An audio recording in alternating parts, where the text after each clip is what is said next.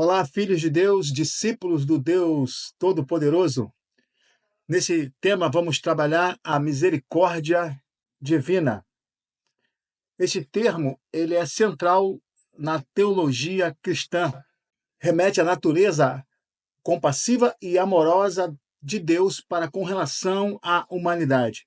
Biblicamente, a misericórdia de Deus está frequentemente associada ao perdão, à compaixão, ao amor de Deus. É um tema recorrente na Sagrada Escritura. Vou entregar para você 5 pontos. O último ponto é uma fórmula bíblica para você ser abençoado. Sejam muito bem-vindos. Você está no canal Tetelestai.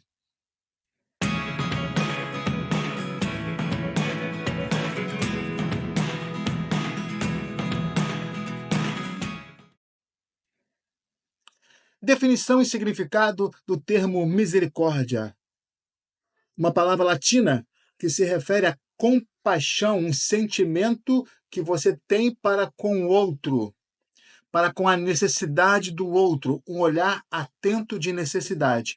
Biblicamente, a misericórdia é vista como uma disposição de Deus de perdoar e ajudar aqueles que não merecem.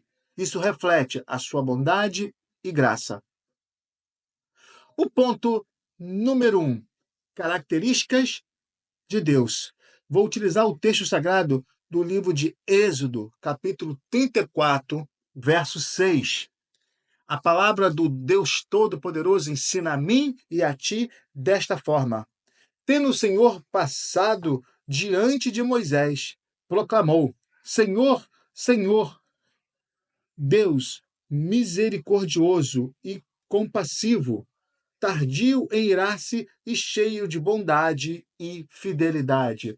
Isso mostra a característica do ser de Deus. Essa passagem revela que Deus é bondoso, é misericordioso, é tardio em irar-se contra nós. Portanto, esse texto reflete a misericórdia como essência do ser de Deus. Ponto número 2, perdão e redenção. Esse segundo ponto que eu separei para nós refletirmos o termo misericórdia na Sagrada Escritura, frequentemente a Sagrada Escritura manifesta o perdão de pecados. Confira em sua Bíblia, o livro dos Salmos, 103, a partir do verso 8. Vai dizer que o Senhor é cheio de bondade e misericórdia. Ele é longânimo em misericórdia, em amor, em bondade, em compaixão. Isso reflete a natureza do ser de Deus ser benigna, ser bondoso, ser maravilhoso. Constantemente, a Sagrada Escritura nos confronta com os nossos pecados, que merecemos um castigo pelas nossas iniquidades, pelas nossas falhas, pelas nossas faltas para com a lei do Senhor Deus. Mas essa passagem do livro de Salmos enfatiza que, em meio a toda a nossa falta de amor e zelo para com Deus, pecando contra Ele, enfatiza a misericórdia de Deus para com os seres humanos, que não merecem perdão, pois somos pecadores. O ponto número 3. Vou trazer o exemplo da vida de Jesus, refletindo a bondade e a misericórdia de Deus. O texto que você pode conferir em sua Bíblia é o Evangelho de João, capítulo 8, versos de 1 ao 11. Em toda a Sagrada Escritura do Novo Testamento, você percebe que Jesus é compassivo, Jesus é misericordioso, Jesus perdoa pecados, dá uma advertência, não peques mais, mas ele perdoa os pecados. Quando ele fala, não peques mais, ele está dizendo que o que ele fez foi grave e insultou a Deus e merece a justiça divina. Mas, porém, Jesus, mostrando o ser, a essência de Deus misericordioso, perdoa os pecados, cura, muitas das quando a situação é para ser curada, percebe que o exemplo da vida de Jesus reflete o que Deus é. Lá em João capítulo 8, verso 11, nós percebemos que Jesus poderia deixar a justiça de Deus ser aplicada àqueles que pecam. Mas não, Jesus não condena, Jesus perdoa, mostrando com a ação de Deus na vida da humanidade. O olhar de Deus de misericórdia. Apesar de merecermos o castigo, recebemos o perdão de Deus.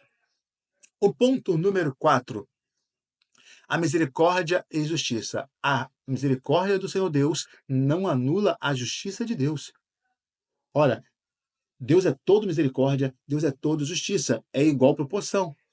Entende? É igual proporção. Portanto, toda vez que nós pecamos, olha, estou no ponto 4, merecemos que a justiça de Deus, merecemos que a justiça se aplique a nós, isto é, condenação.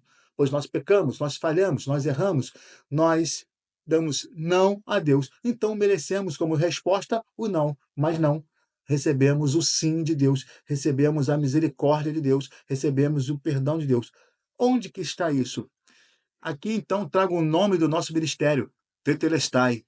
Em João, capítulo 19, verso 30, Jesus pagou pelos nossos pecados. Jesus pagou pelas nossas falhas. Fomos comprados pelo sangue do Senhor Jesus. Então, quando pecamos e Deus vai aplicar a justiça a nós, ou seja, o salário do pecado é a morte, quando merecemos a morte, aí Jesus entra na frente, mostra a sua mão furada, mostra o seu lado e diz para o Senhor Deus, Tetelestai. Isso significa, eu paguei por eles.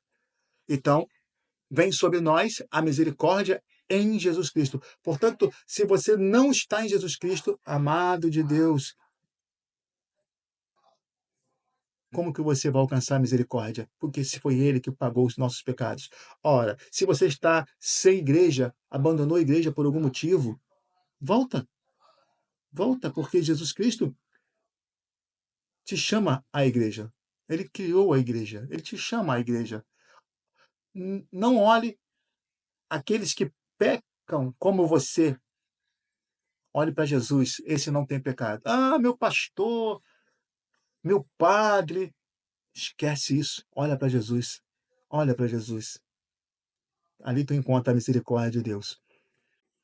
O ponto número 5, que é o último ponto, o ponto que eu vou trazer para você, que é a fórmula para você ser abençoado.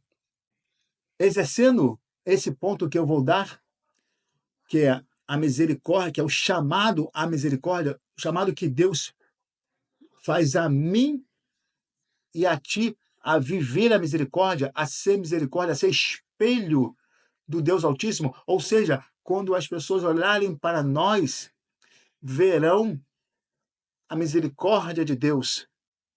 Está em Mateus, capítulo 5, verso 7. Ali está a fórmula para que você possa ser abençoado em todas as áreas da sua vida, para que você alcance misericórdia, para que você alcance o céu. Repito, Mateus, capítulo 5, verso 7.